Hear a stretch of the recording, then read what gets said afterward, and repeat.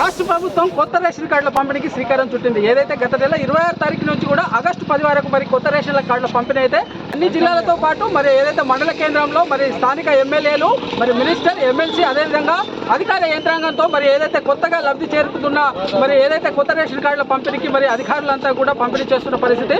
మనం కొమరంభీం జిల్లాలో రెబెన చూసుకున్నట్లయితే రెబెనలోని మరి ఏదైతే మరి రైతు వేదిక వద్ద మరి ఇక్కడ ఉన్న లబ్ధిదారులు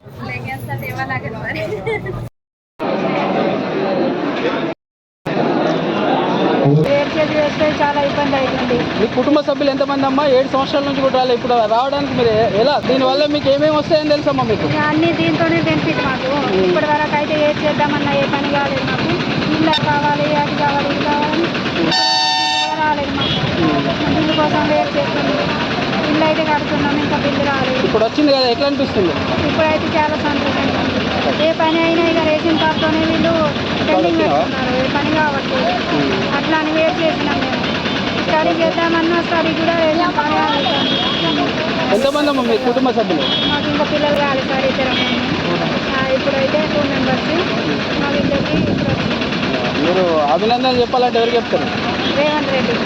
తెలంగాణ రాష్ట్రంలో అన్ని జిల్లాలతో పాటు నియోజకవర్గాలు మండలాల వారిగా కొత్తగా రేషన్ కార్డులు అయితే మరి పంపిణీ కార్యక్రమం అయితే గత నెల 26 తారీఖు నుంచి ఆగస్టు 10 వరకు మరి కట్ ఆఫ్ డేట్ ఉన్నప్పుడు జిల్లాలోని మరి ఏదైతే కొత్తగా లభించిన రేషన్ కార్డులకు సంబంధించి కాగితం కాకుండా దాన్ని పర్మనెంట్ గా ఉండే విధంగా మరి ఉండాలని స్థానిక ఎమ్మెల్యే వాపోతున్నారు. దీనిపైన ఎలాంటి ఆటంకాలు ఉన్నాయి, ఇంకా ఎలాంటి పునరుద్ధరణ చేయాలి, ఇంకా ఎలాంటి పటిష్టమైన కార్డులు చేయాలి అని తెలుసుకునే ప్రయత్నం చేద్దాం.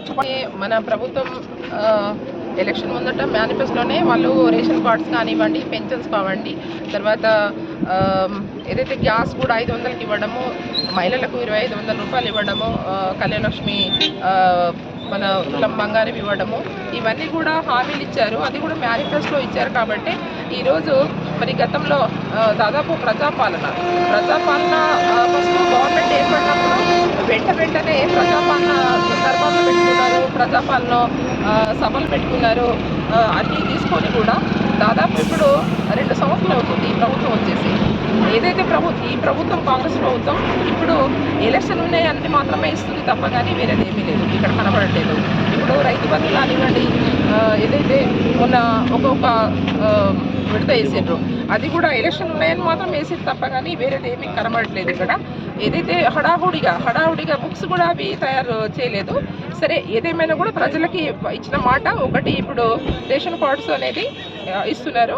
దాంట్లో మా కొమరంభీం జిల్లాలో కూడా స్టార్ట్ చేయడం జరిగింది 3 రోజుల నుంచి కంటిన్యూగా. మరి మేము కూడా ఇలా 2 మండలాలు పాల్గొన్నాము. ఈరోజు కూడా ఒక 2 మండలాలు పాల్గొంటున్నాము. ఏదేమైనా కూడా మన కాగితం ఇచ్చుడు కాదు, మంచి బుక్స్ తయారు చేసుకొని రేషన్ కార్డ్ బుక్ తయారు చేసుకొని ఇవ్వాలనేది మేము ప్రభుత్వానికి డిమాండ్ చేస్తున్నాము. కాంగ్రెస్ ప్రభుత్వం వచ్చిన తర్వాత ముఖ్యంగా కాంగ్రెస్ ప్రభుత్వం ప్రజా పాలన అనేది ఒక కార్యక్రమాన్ని ప్రవేశపెట్టి దాని ద్వారా ఎవరైతే నిరుపేదలు రాష్ట్రంలో ఎవరైతే నిరుపేదలు ఉన్నారో వాళ్ళ నుండి అప్లికేషన్స్ తీసుకొచ్చి గత తెలంగాణ ప్రభుత్వంలో 2014 నుండి 2023 వరకు ఏ రోజైనా రేషన్ కార్డుల మీద దృష్టి పెట్టలేదు గత కేసీఆర్ ప్రభుత్వం.